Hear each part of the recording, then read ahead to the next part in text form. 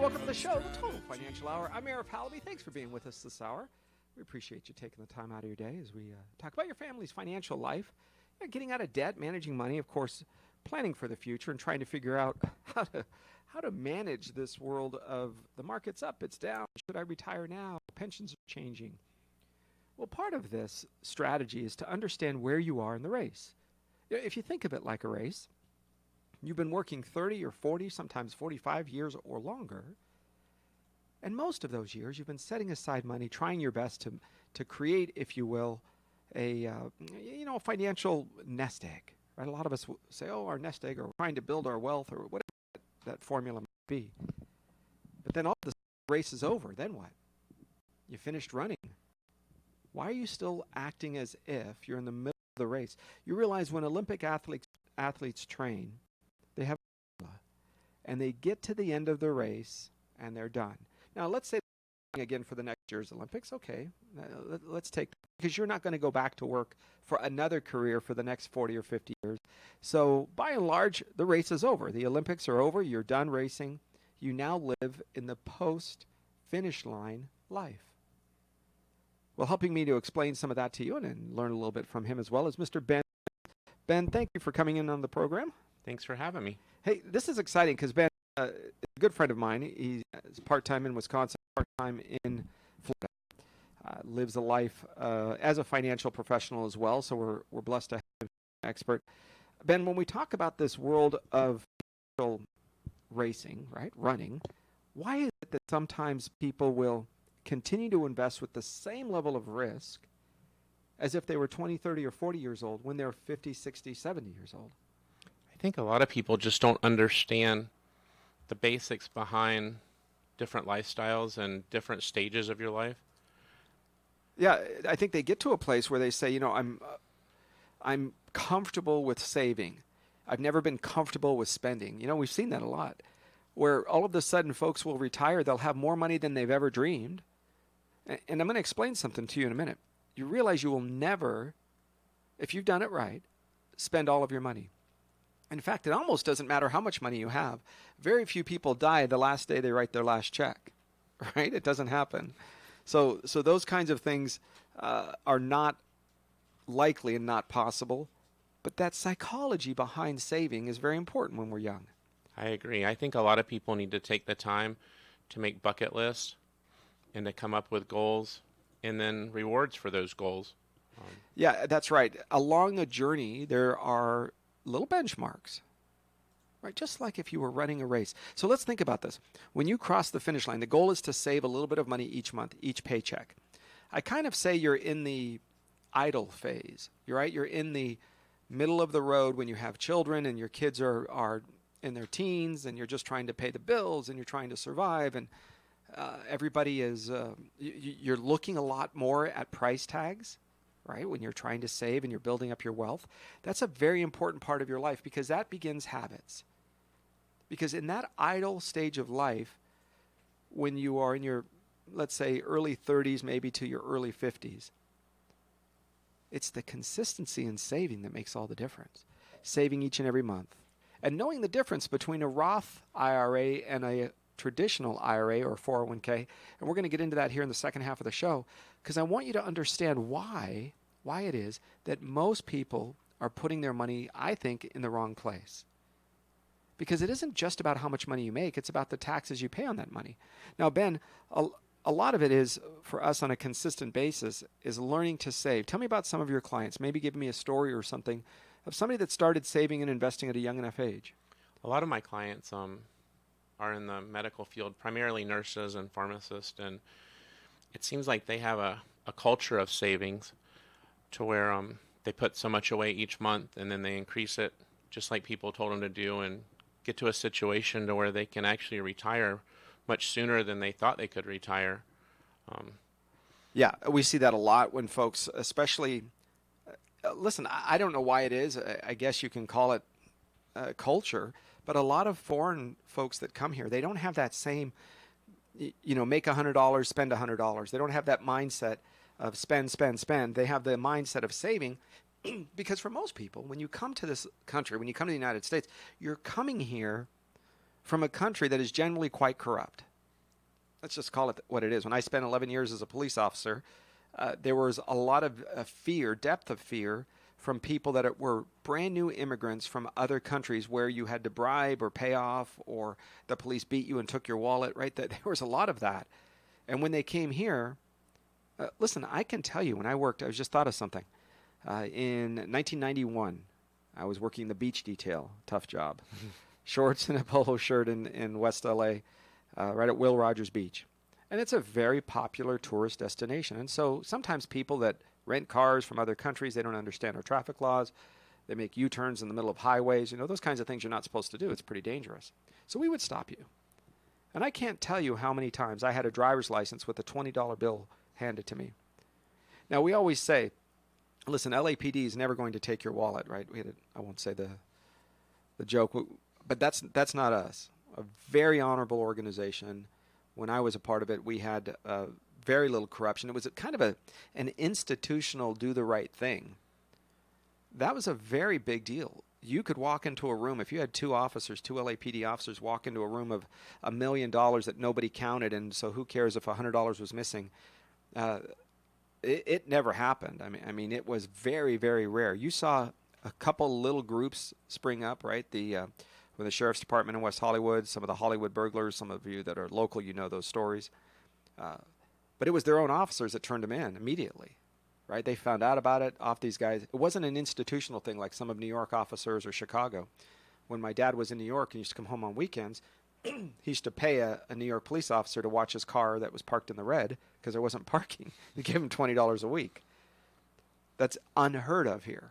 So when I was a police officer back in the early 90s, it wasn't uncommon to have people think that's the way you dealt with authority. Well, transfer that now to retirement. It didn't matter if the government was going to take money and promise to give it back to you. They always were corrupt, whether you're from certain Asian countries or African countries or even South and Central American. You never got anything. So you had to save. Your family mattered. Charities mattered. You took care of your own. You saw time and again where institutions it started with certain European nations, but we've seen it with Vietnamese and with Korean, where the culture, the family would come here, there'd be one or two or three guys. They would save their own money. And let's say I owned a chain of liquor stores or a couple liquor stores, and I would hire your nephew, and he would come over, he would work with me, and then once he saved enough money, the Korean Businessmen Association or Korean Businesswomen's Association or Vietnamese, et cetera, right? Whatever the organization, the business person's organization, would then have money, and they would lend it to you from that organization because they knew you. They've watched you work for years. You bought another liquor store down the street. It wasn't competing. You didn't have to go to the banks. They had their own internal money, their own internal systems in place. So now fast forward, and some of these folks decide not to become business owners, but they are now working for institutions. They have 2 or 3 jobs, and they save. And for a lot of you that think that the government is supposed to take care of you, especially that socialist group, right? There's 15 or 20% of you. Really? President Obama, really? You think that you're going to give a guarantee of $500? What do you think will happen to the price? I looked at solar energy in 1991 for my house on the roof. And it was, not cheap. I thought, okay, I might turn this into a solar deal. So I remembered the number being, I think it was $7,000. And I had the folks come in. They gave me an appraisal, $7,000. Well, that was more than I could afford. I was young. I was in my early 20s. So I couldn't afford it. A couple years go by, and the federal and the state government pass this new thing that they're going to give you, $5,000. So I call the guy back. I go, I can do $2,000. So I say, hey, can you come back and put the solar in? He goes, great, it's $12,000. I said, wait a second. It was $7,000 just a couple years ago. He said, I know, but now you get a subsidy in the government. So guess what happened to the price? Increased.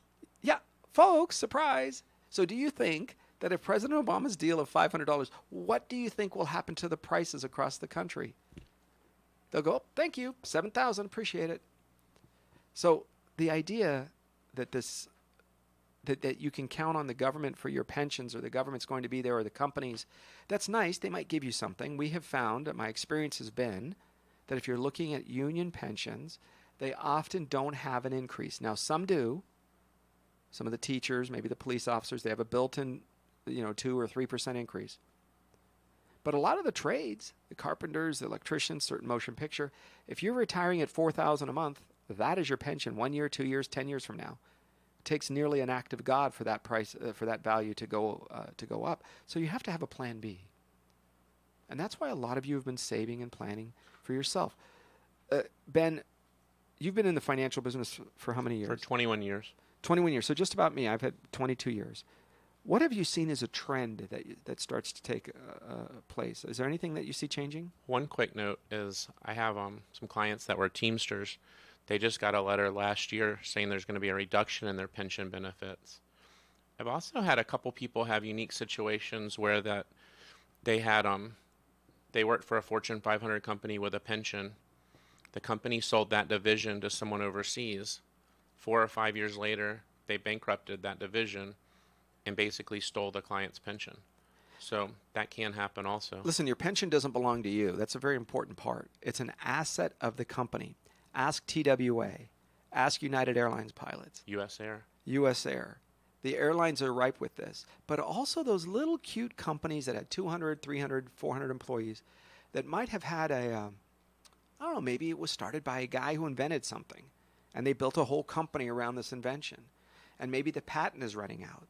Or maybe it was sold and merged with another company, just like you're saying, Ben. We've seen this with the medical device company. I won't tell you.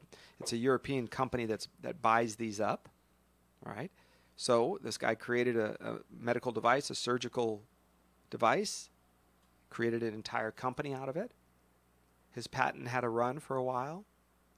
It was purchased by a European medical device specialist company. That's like a boutique.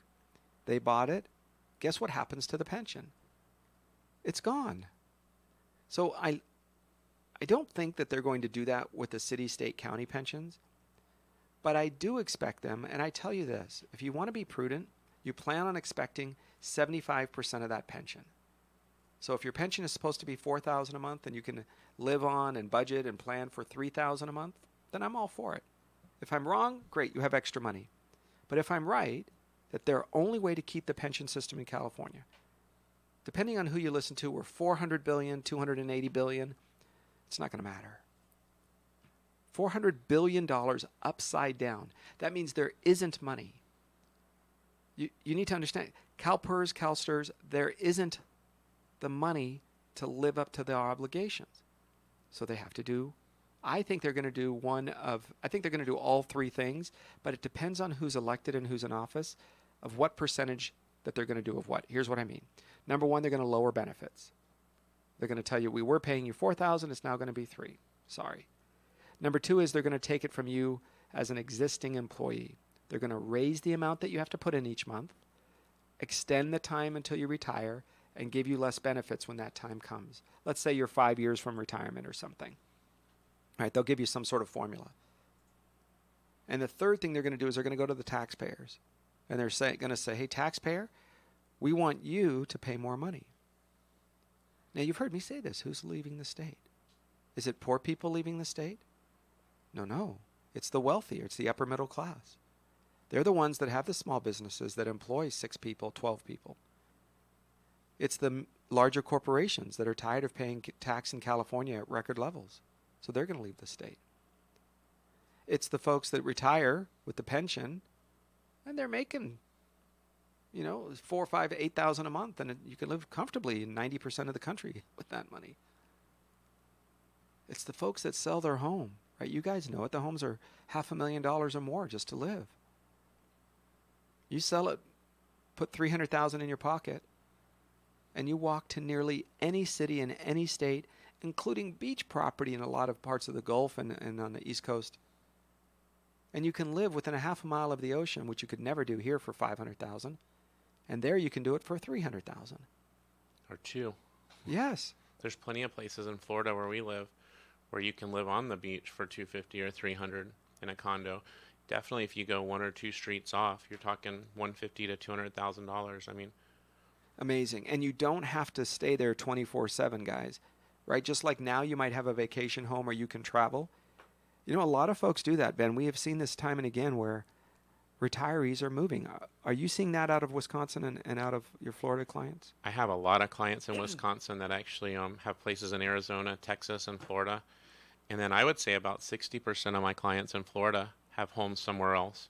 And they live in Florida for the majority part of the year, but definitely in the hot months they end up going to Michigan or Wisconsin or out west. A couple of them have places in like Jackson Hole and different places like that, but definitely because you can afford to do it. And their residence, for tax purposes, is Florida. Correct. Yeah, so their driver's license, their taxes, which means no taxes. See, California, it's the same thing.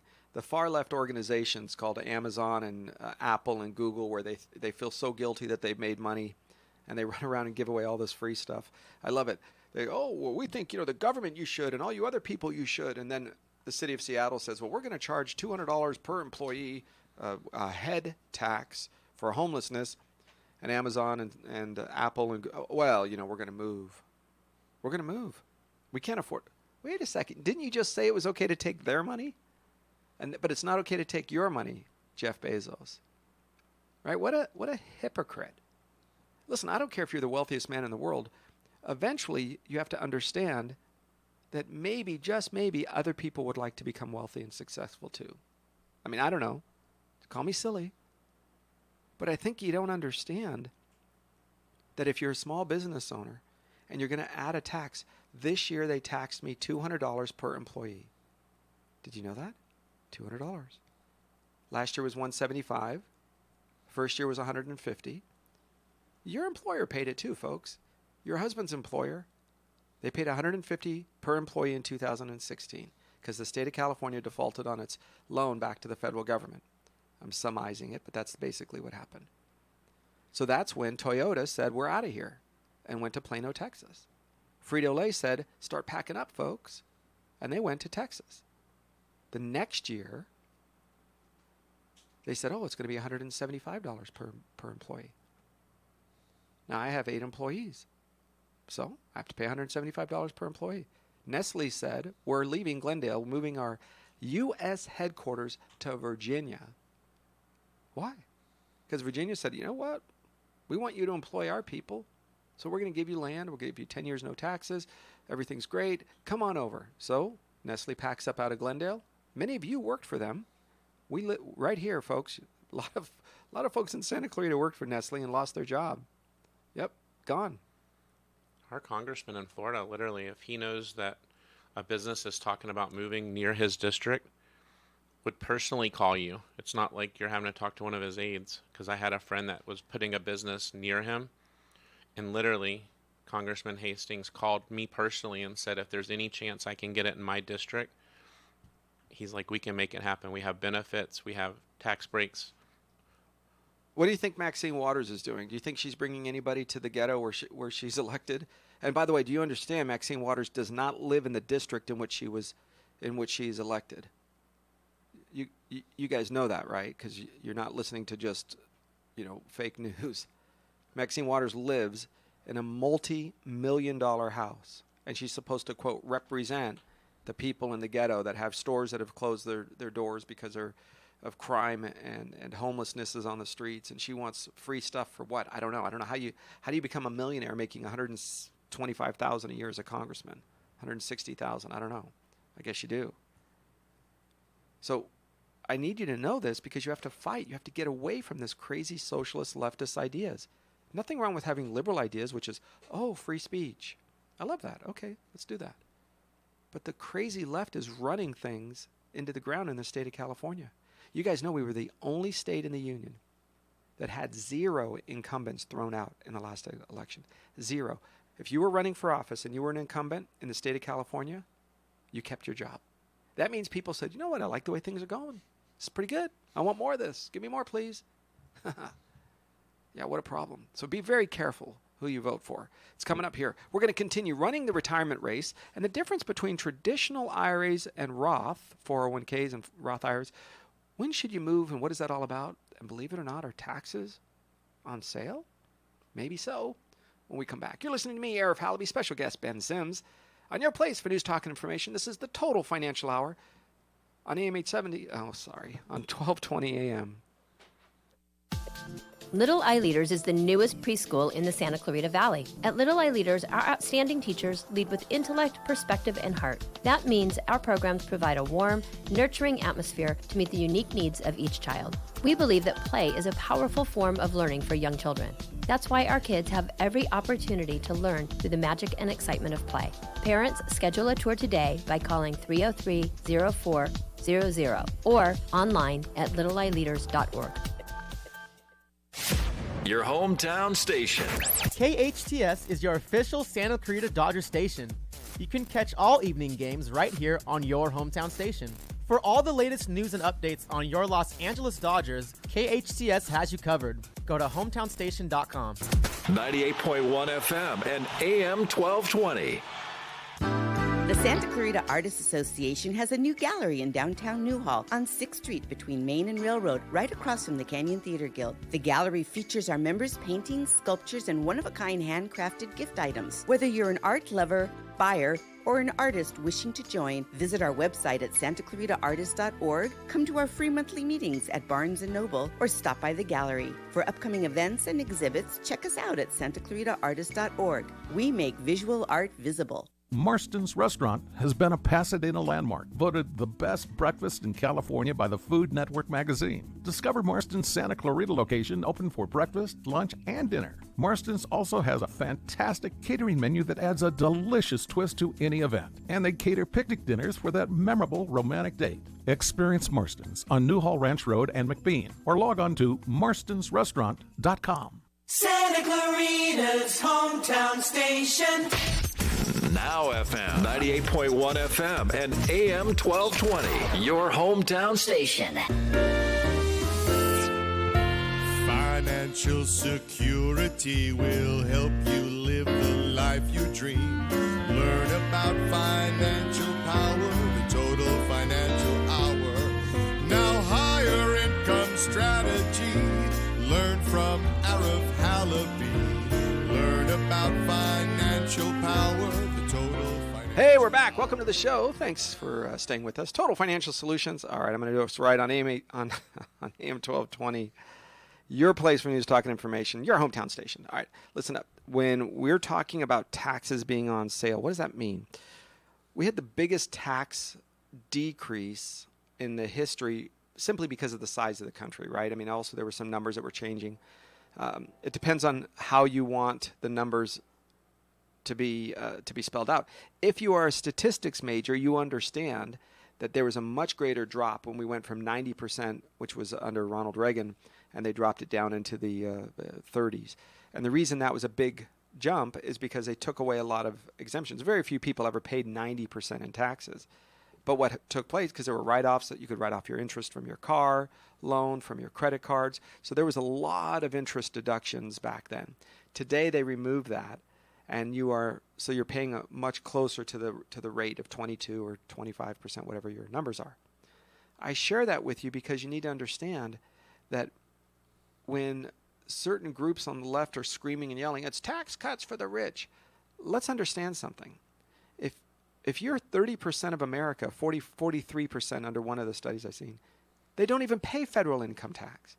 So of course they're not going to get a break. And they're the poorer ones. So how can you give somebody something that they never gave to begin with? So do you see the dishonesty? Do you see why those that are economically informed will say things like fake news? I mean, you understand that? I don't agree with anybody 100% of the time, right? Whether it's the president, certainly don't agree with him 100% of the time. It doesn't matter who you are. I don't agree with my wife 100% of the time. We'll be married 27 years next month or next week. Ooh, coming up. Right? So that's not my thing. But understand that with taxes being on sale, maybe now is the time for a Roth. Ben, explain to us what a Roth, R-O-T-H, folks, that's how you spell it. What is a Roth IRA or a Roth 401k? Roth IRA or 401k basically removes the government from being your partner. So the idea with a traditional one is you put money in and the government at some point wants you to take your money out so that they can charge you taxes. The Roth removes that. It also removes the fact that the reason why we don't want the government being your partner is because they can increase taxes like they have in the past. Can you guys imagine going to buy a car, anything that has a negotiation, going to buy a house, and you say, this is a beautiful home. You know, I love this card. This is my favorite color. Here's my checkbook. You guys just go ahead and write whatever you think it's worth, and I'll pay it. My dad's partner, they owned an insurance company back in the 70s. He sold a piece of property for $1 million. His tax rate was right at 90% for capital gains. Now, again, like you said, with the deductions and everything else, I'm sure he got the number down in the teens or 20s, but starting at it was way up at that higher number. The big point, though, is taxes have been over 90% for the upper level 3 times in the last 70, 80 years. So a lot of people aren't aware of that. And this is the difference. Remember the alternative minimum tax and some of those other weird things that were set up just to get the rich. You guys remember? I remember when if I only made $1,000 a month, man, that was it. I was living in my parents' garage. I was 20 years old. I thought, man, if I could make $1,000 a month, I'm rich. You probably were back then. Oh my gosh. And then, oh no. Okay, I got married, I bought a house. All right. You know, if I made $5,000 a month, 10. If you could only make $10,000 a month, do you know how many things I can buy and stuff I could do? And the hamster wheel keeps getting bigger and bigger, doesn't it? And folks, you were on that hamster wheel because you remember when whatever your number is, maybe it's $20,000 a month, whatever your number is, where you thought, this was the number to get to. If I could save $500,000 that's it. I'm retiring. I'm walking. In fact, I remember, and I had a conversation with the guy. And I said, if I could get this account up to $50,000, I'm leaving the police department. He's, well, I was, I think, 21 years old. He looked at me and goes, that's it, 50? I said, yeah, because I was a trader. I was trading options and stocks and stuff. And I said, yeah, I could trade this thing. I could make $1 million in probably the next 2 years. I'll be rich. I'm done. And I remember the look on his face was just, he was waiting for me to crack a smile, but I was serious. And he went, wow, that's not a lot of money, son. You just set your dreams a little higher. Yeah, he's like, well, 50,000. Good luck on retiring for the next 50 years on that money. So you're going to have a number that's part of the race. And because you're post-tax money, in other words, money that's already been taxed, and it sits in the Roth 401k or the Roth IRA, you're allowed to pull that money out and the interest that it earns and never pay tax again. So that changes a lot of the formula. That actually puts you in a place to where you could live on this much money way up here, but you're paying taxes way down here. Now, listen, we are not CPAs. We're not, tax preparers. I'm giving you general advice, if you will, towards the direction of research. You better get your fanny out there and speak to your CPA. Now is the time. They are done. They're done with taxes. They've got some corporate stuff that might be heading to or some extensions in September or October. But other than that, guys, in my opinion, this is the time to meet with them. Everybody takes a deep breath. You sit down. You lay it out. You say, okay, we're halfway through the year. Here's where we are. And by meeting with your tax professional, they will give you ideas, conversations. We take phone calls from them all the time, usually 2 or 3 times a week. And the CPA will say, okay, Arif, here's what we want to do with this account. Here's where I want to put that account. Here's what we should do. Great. The lawyer will call and say, here's how we should title this account. We want this one to be part of the beneficiary for the trust, and these are not. That's important. Especially when you start talking about Roth conversions. Yeah, exactly. We get a right. lot of calls, especially in November and December, for clients who haven't had large income that year that want to take $5, $10, $15, $20, $30,000 from their traditional IRA account and make a Roth conversion with it. It can change. When he says Roth conversion, it can change a whole host of things. That conversation of post-tax money can take what you've done and you never pay tax again on that. I mean, imagine for a minute if you had an extra $1,000 a month coming into your account, or your savings, checking, whatever, guaranteed forever, and it's tax-free, state and federal. It doesn't matter. You don't have to move to Nevada for this. Right? One of the things that bothers me more than anything is a lot of us that were born and raised in California, we can't afford to stay.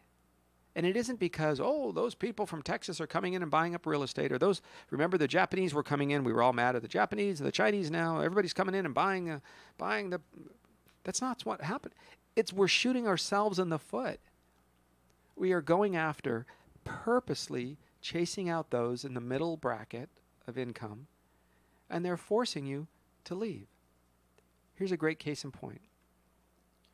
my wife and I were looking at different homes over the weekend. Hey, we're driving around, walking the dog, whatever. We see open house. Well, there's a house in our neighborhood up the way. You know, you like to looky-loo a little bit, and who knows? When we take a look, we say, you know, part of what I would like to do maybe you want to pick up a rental property. I don't know. Maybe it's time to upgrade. Who knows? So we look at this house, and the lady was so emotionally invested in the house. I said, you're also the owner, not just the real estate agent. She said, yes. I said, well, these are a lot of upgrades. Nice pool. It's got a beautiful view. It's a great home. She said, yeah, this was our forever home. I said, well, what happened? She said, well, we're moving. I said, where? She goes, well, we already moved outside of Dallas in Texas. I said, no kidding. Why? She said, well, and they're shy, right? Because all of you crazies on the left, you beat up people that disagree with you verbally and physically. I've seen it. And she said, so she's not sure. She's playing cautious. She's like, well, you know, we don't always agree with the way things go. You guys are conservative in a liberal state. She goes, yeah, the taxes are driving me crazy. She said, we can't run our businesses. They both have a business. We can't run it here. And they don't have enough forever money. Yeah. So part of this that happens is you've got to consider 2 or 3 different sources of income in retirement. Because one of them that's going to drive you nuts is the one that you can't control. That's your pension or Social Security. Because they will raise it. And you're like, yay. And you're like, oh, crud, I'm in the next tax bracket. Or the required minimum distributions. We've talked about that, which is the minimum you're forced to take out at age 70 and a half. So here's a big part. You know, Ben, we walked through this house, and I said, oh, this is a great home. I said, were you guys the original buyers? Because it's in the same neighborhood. We know when the homes were built, and this has got completely different upgrades. And she said, oh, no, we're not. We're the second. I said, oh, but some of these things were here originally. And she said, oh, yeah, because they were planning on it being their forever home and retiring here too. Oh, wow. And I said, where did they move? And she said, Nevada. And we both smiled and smirked. And we said, oh, for the same reason? And she said, yeah. That was one house. We looked at another house and the exact same story. Folks are moving, except they're moving to Florida. Now, everybody knows somebody. It's kind of like if you live in LA, you kind of know somebody that knows somebody who works for the movie industry or knows a movie star or you know, whatever, knows somebody that knows somebody who knows a movie star. That's kind of normal if you live in the LA area, generally speaking. Well, now transfer that movie star to everybody knows somebody who's moved to Texas or Florida, and now it's no longer that second and third and fourth generations away from you and I, but it's now us. Well, because they want to improve their lifestyle. And it's a 10% pay raise, and that's what he said to me. He goes, Arif, it's a 10% pay raise because of the taxes. Plus whatever happens in the future. And you realize California, guys, is a 13% top tax bracket. Now, most of you don't pay that, but I bet your last dollar is taxed at 10%. Look and see what is the last dollar I make? And I'll bet it's 10, 11, 12. Most states have a higher sales tax or a property tax or an income tax. They have something that generates their income because, listen, you got to pay for roads. You have to pay for bridges, right? We're not dumb. It's funny. I had a client move from New York, and he was worried that they weren't going to pick up his garbage because he said his taxes were only $8,000 a year, and he was paying $28,000 a year for property tax in Manhattan. He's like, "You're sure they're going to get my garbage?" I'm like, "Of course." Wow, because that was part of the deal, huh? Yeah, it's fascinating to me because in California we have high all of those. We have 9.25% sales tax, 9.5% depending on where you are. Wow. Sales tax. And they always pass another thing because they think it's some sort of it's for the children. Ben, are you trying to push old ladies off the cliff? I think we pay 7 in Florida, and people think that's still kind of high, but in sales tax. Correct. Yeah. And every state has an industry. Nevada, it's gambling. Florida, it's tourism, right? Oil in Texas. So every state has some sort of an industry, and that industry, believe it or not, bears the brunt. Try to go to a hotel in the Orlando area, and you're probably going to pay 15 or 20% in some sort of... I think it's 20 to 22, but why shouldn't they? They're the ones coming to visit. That's right. Florida takes care of its own people. You see the difference? And if you go to Hawaii, look at the taxes in Hawaii, both sales tax, property tax, tourism tax, income tax. So Hawaii is shortly behind California. And if you take a list of the top 10 most messed up budgetly speaking, California is at the top. The thing that drives me crazy, look, Dennis Prager talks about this all the time, right? He says truth and clarity. Some of you know who he is. Truth and clarity, not agreement. Before agreement, I'm okay if you think blue is better than green. Let's just make sure we know what blue and green is, right? Okay, let's look at the colors. Got it. We know what they are. And then truth. It's okay that you think it's better than I do. Oh, right. But don't call blue red. Don't say green is purple, right? Let's be clear on this. So when we talk about truth and clarity, let's understand something. When the California governor will tell you that we have a budget surplus, not only is he telling you a lie. Listen, I'm not a politically correct guy who, the truth is probably somewhere, and it appears that, he is shading the color of the truth. No, you guys, he's not a dummy. He knows that he took a cash advance on a credit card, and he calls himself debt-free. If I took money from your left pocket and put it in your right pocket, it doesn't mean you have more money, right? So when the federal government borrowed from Social Security, when the Obama administration tripled our national debt, and then took the money from Social Security so there's no more dollars left, it's just a bunch of IOUs, there isn't money. I mean, you can say, you can complain, you can hold up a sign. You can be really passionate that 1 + 1 is 6.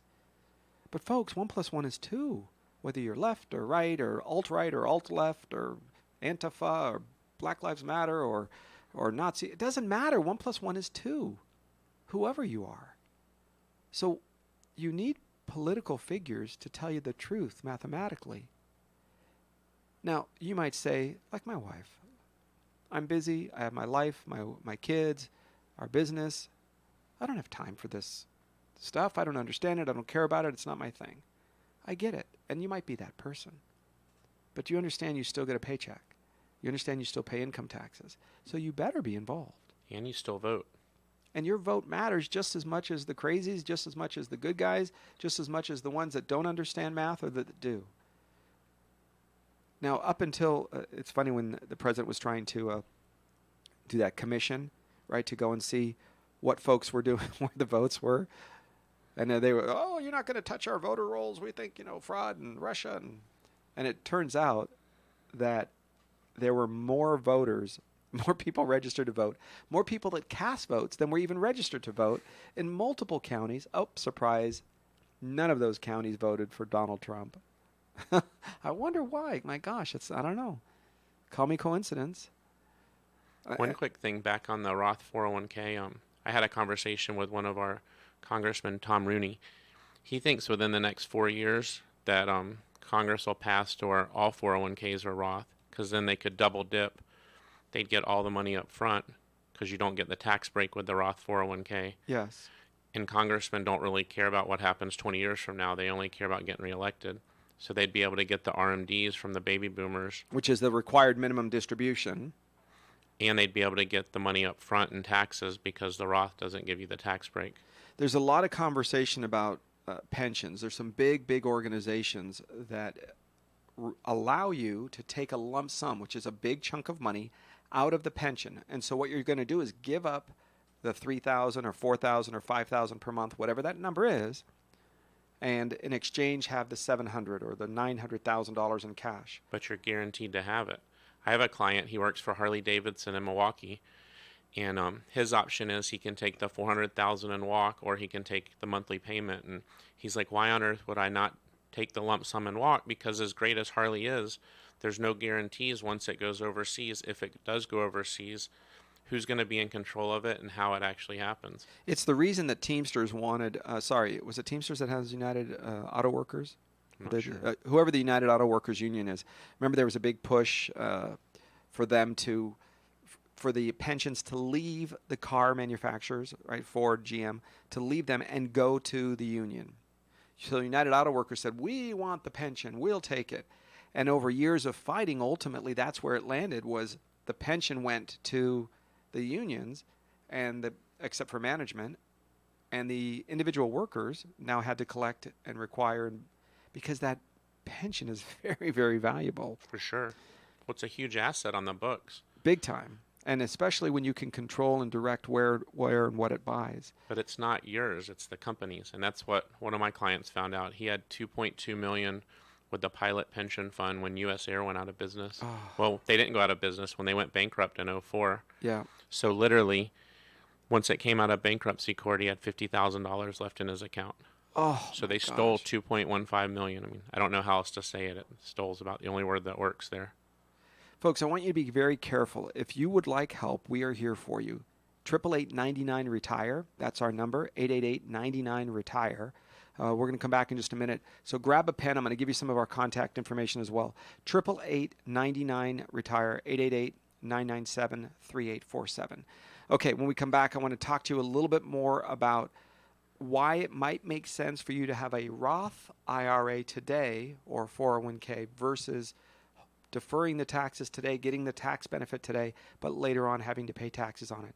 We talked a little bit about taxes being on sale. I think we have some answers for you that just might give you a little bit of tips and tricks for the road.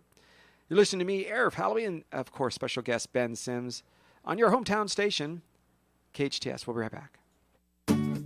Comfort Keepers provides your loved one with loving in-home care. Miles McNamara, certified senior advisor and owner of Comfort Keepers in-home care. Our caregivers can help you in your own home, enhancing independence, creating safety and comfort. Our Comfort Keepers provide companionship, meal preparation, medication reminders, assistance with personal care, and even transportation to doctor's appointments. If someone you love can use a helping hand at home, visit comfortkeepers.com. Or call 287-4200.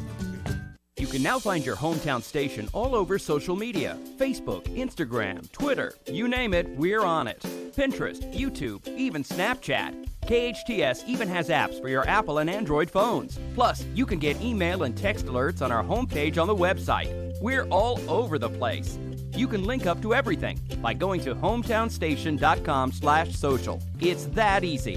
hometownstation.com/social. Your building sign is essential in getting customers to your location. Feathers can help get your business noticed. They walk you through each phase of your building sign project, providing special attention to detail and quality. Feathers will give you a sign you can be proud of. Your building sign will draw customers in instead of having them drive by. Feathers on Soledad in Canyon Country, across from the Edwards Theater. Or go to feathersphoto.com. That's feathersphoto.com. Hey there, I'm Tori with your hometown station weather. Partly cloudy today with a high of 98 degrees, clear overnight, and a low of 72. More the same most of the week with temperatures almost touching 100. For all that's going on in the Santa Clarita Valley, check us out on social media. Like us on Facebook. Follow us on Twitter and Instagram. Or download the free app. Or just go to hometownstation.com. Financial security will help you live the life you dream. Learn about financial power, the total financial hour. Now higher income strategy. Learn from Arif Halaby. Learn about financial power, the total financial hour. Hey, welcome back to the show. Thanks for staying with us. I'm Arif Halaby, special guest Ben Sims on your hometown station, KHTS. All right, as we finish up this hour of the program, I told you I wanted you to grab a couple of things. The Roth 401k or the Roth IRA, Roth is just named after the senator who sponsored the bill, right? Senator Roth in the mid-90s, they put together this pre-tax. In other words, it was the way for the government to collect the money today and not have to wait for you to reach age 70 or 80 or beyond until you have to pay all the taxes due.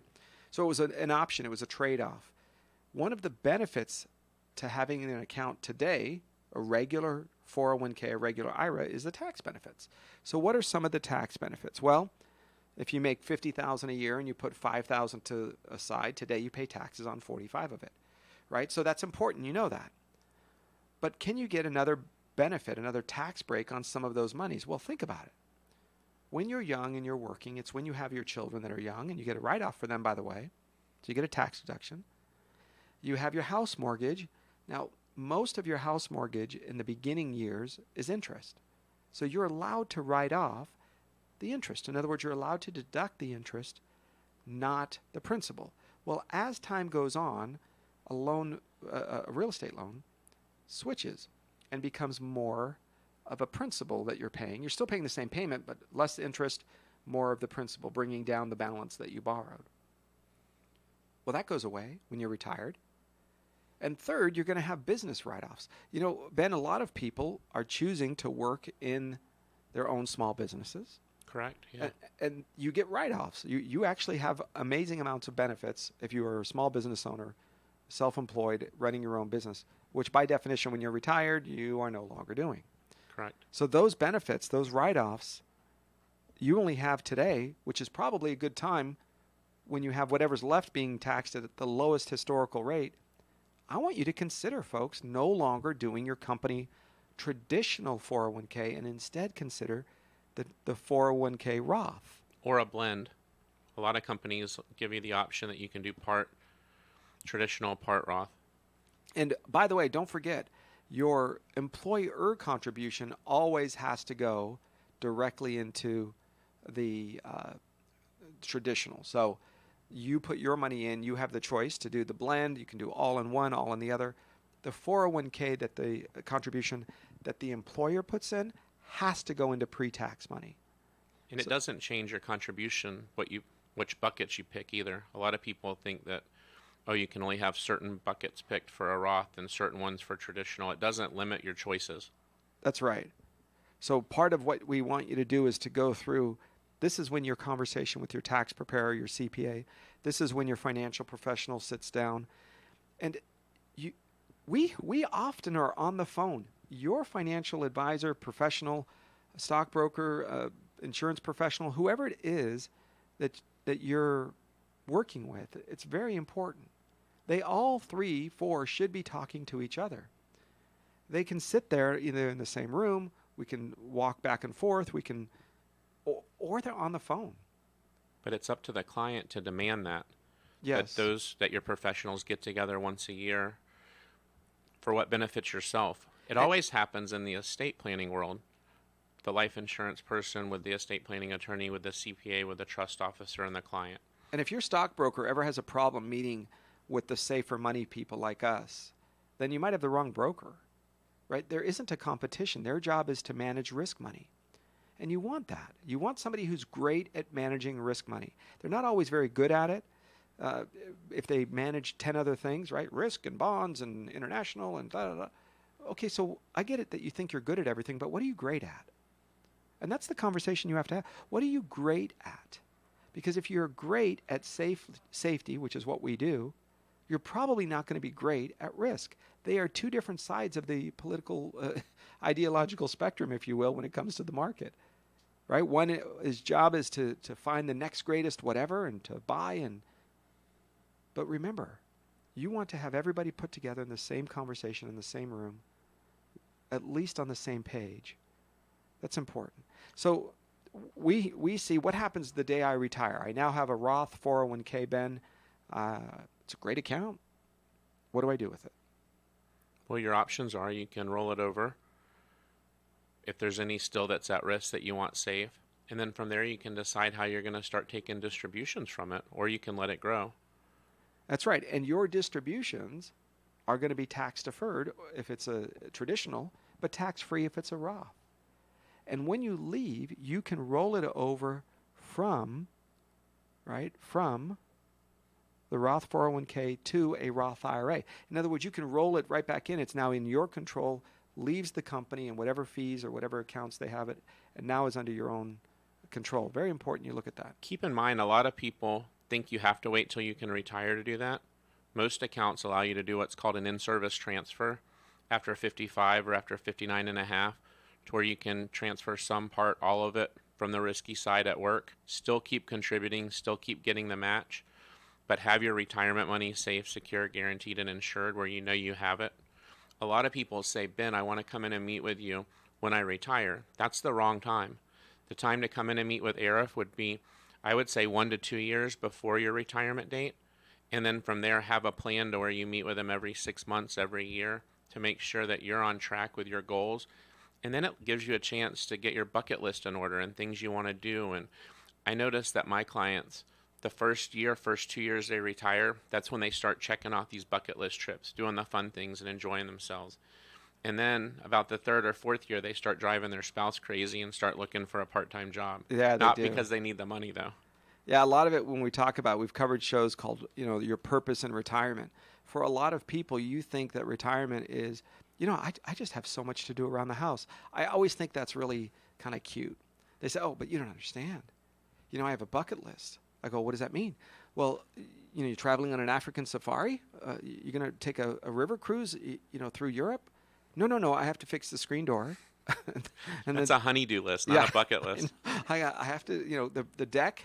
It has a piece, a piece of wood that's sticking up. I call it my handyman list because I'm not very practical. I can't fix things very well. So no kidding. And you have to have I think, hire the right people. If you think you're going to fix the toilet today and you haven't done it so far, probably hire somebody else. Your family. Money well spent. Yeah, that's right. I would buy time to sit in front of the TV and watch a good football game. Back in the day when I used to watch football. Right. I'm not sure if we're still big Gator fans down our way. So. Yeah, college ball's still on top. So that's an important part of the conversation. You need purpose. And a lot of us forget that. Right? Right now, you might gripe and grumble and, my boss and my this and then the new rules and then I get it. But somebody's counting on you to show up Monday at 8 a.m. Somebody's expecting you to get something done Thursday by 2 p.m. There's something about the human condition where there's value in other people counting on you. And we lose that when in retirement, the most important thing for you is your next doctor appointment, your hair appointment, or picking up something from the pharmacy. Well, that's where charities come in big, I believe. It gives you a lot of purpose. And if they do the correct planning, which most of our clients do with us, with the safe side, they know that they're going to have forever money. So running out of money is never an option. So from there, it allows them bucket list, helping charities, maybe helping their kids. Sometimes your kids might need your help more than a charity does, and on life. You sure can do it within reason, so the kids are not becoming dependent, and that can change, of course, over time. Remember, Tom Hania has a great book. It's called Paychecks and Playchecks. He says your first 10 years after retirement are your go-go years. That's when you're going, you're doing things, you're going out and visiting children or grandchildren, you're traveling. Your slow-go years are your next 10, where you're sticking around at home and you're going to stay closer to living within 20, 30, 50 miles of the house. And then your last 10 years, if you will, on this earth is your no-go years, where usually people come to you, whether it be nursing home or long-term care, and those folks now come to you. So each of those 10 years worth of living, you're going to spend money differently.